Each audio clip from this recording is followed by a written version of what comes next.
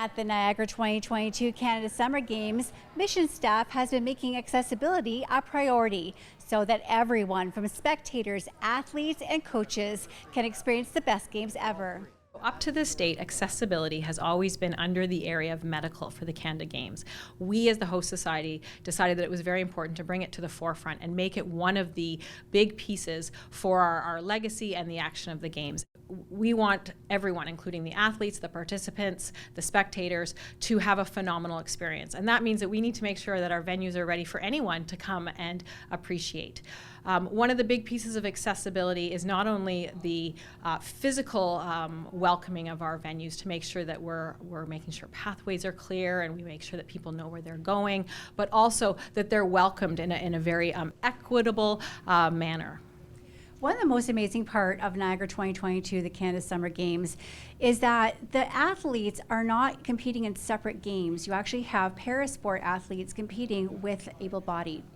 So the Canada Games is actually the only multi-sport event anywhere in the world that incorporates able-bodied, Special Olympics, and para-athletes in the same venue at the same time. So the way I explain that is in swimming, for example, when you have the 100-meter freestyle, you will have males, you will have females, then you'll have parasport, then you'll have Special Olympics, and then we'll move on to the next race. There are parasport athletes, which means those are athletes with mobility concerns. Perhaps they use crutches or walkers or wheelchairs to get from point A to point B. And then we have Special Olympic athletes, which are athletes that would have like an intellectual or a cognitive disability. So we have different type of athlete profiles here.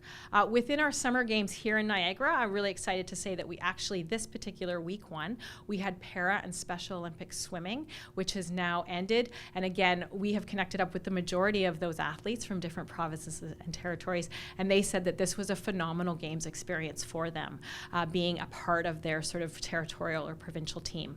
Loretta, as a parasport athlete, how does it feel to have the Niagara 2022 Canada Summer Games focus on accessibility? It feels amazing. It opens it up for inclusion for everybody to get involved with such an amazing event. Like, this is one of the only sporting events that has able-bodied, para, and Special O being represented. So this is an awesome event to be at. And can you tell me about your involvement with ParaSport Ontario?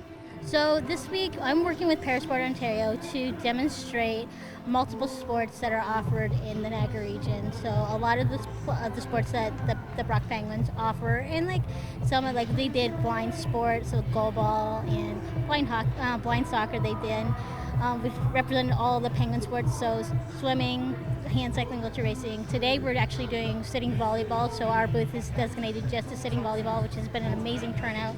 It's a great way to get the word about parasports and all the sports that are being offered. Darek, can you give me a little bit of your background as a parasport athlete? I've been playing sitting volleyball since 2012. I was introduced to sitting volleyball through my rehab support worker. That was back in 2011. I tried out for the team in 2012, was lucky enough to make it, and I've been a part of the program on and off since then. And right now we're training for World Championships coming up in November. Everyone that's come out and tried it today has loved it. I've had a great time. So as a parasport athlete, if you had one wish, what would it be? More accessibility to parasport opportunities. That would be my wish.